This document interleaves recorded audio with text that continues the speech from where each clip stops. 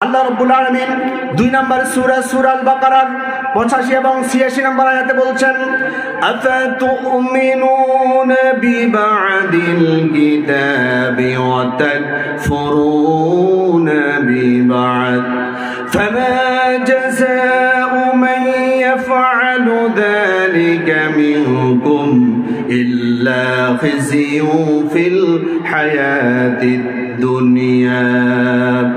রব্বুল আলামিন বলছেন, আফাতুমিনুনা বিবাদিল কিতাব, আমার কিতাবের কিছু অংশ মানবে, ওয়া তাকফুরুনা বিবাদ, আর কিছু অংশ অস্বীকার করবে, আর কিছু অংশ ছেড়ে দিবে। এই যদি হয়, ফামা জাযাউ মান ইয়াফআলু যালিকা মিনকুম ইল্লা খিজিয়ুন ফিল হায়াতিদ দুনিয়া, দুনিয়ার জীবনের মধ্যে আমি জিল্লতি নামায় আসব। আল্লাহ রাব্বুল আলামিন মুসলমানদেরকে সবচাইতে বেশি মর্যাদা দিয়েছে। কোরআন ছেড়ে দিয়ে মুসলমানরা সবচাইতে আজ নিকৃষ্ট হয়েছে, ঠিক কিনা?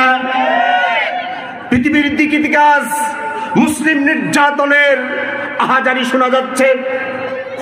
জোটবদ্ধ কাফের কর্তৃক নিষ্পেষিত, নিগৃহীত, লাঞ্ছিত, অপমানিত করছে এই মুসলিম জাতিকে, ঠিক কিনা বলেন?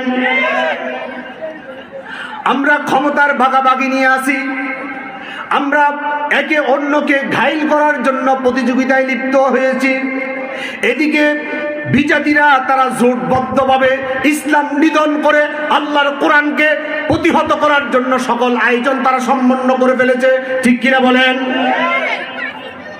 আল্লাহ রাব্বুল আলামিন বলছেন, যদি তোমরা আমার কোরআনের কিছু অংশ মানো, কিছু অংশ মানো না, এমন যদি হয় তাহলে আমি দুনিয়ার জীবনে তোমাদের উপর লাঞ্ছনা নিয়ে আসব।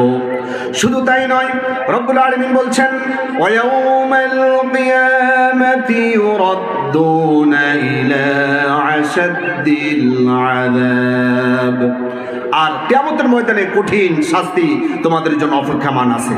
শুধু তাই নয়, আল্লাহ সুবহানাহু ওয়া তাআলা পরবর্তী আয়াতে বলছেন, উলাইকাল্লাযীনা ইশতারাউল হায়াতাদ দুনিয়া বিল আখিরাহ, কিছু মানুষ আখিরাতের বিনিময়ে দুনিয়াকে ক্রয় করে নিয়েছে, দুনিয়াকে বেশি প্রাধান্য দিয়েছে, অথচ দুনিয়ার জীবনটা খুব নগণ্য, খুব সামান্য। আজকে দুনিয়ার জীবনকে আমরা প্রাধান্য দিয়েছি, দুনিয়ার জীবনকে আমরা বেশি প্রাধান্য দিয়ে আল্লাহর দ্বীনকে ভুলে গিয়েছি। আল্লাহর দ্বীনকে আমরা আমাদের নিজেদের সুবিধা মতো করে ফেলেছি। আল্লাহ সুবহানাহু ওয়া তাআলা বলছেন, এই যদি হয় তোমাদের উপর আযাব আসবে, আর তোমাদের জন্য কোনো সাহায্য আমার পক্ষ থেকে তোমরা পাবে না।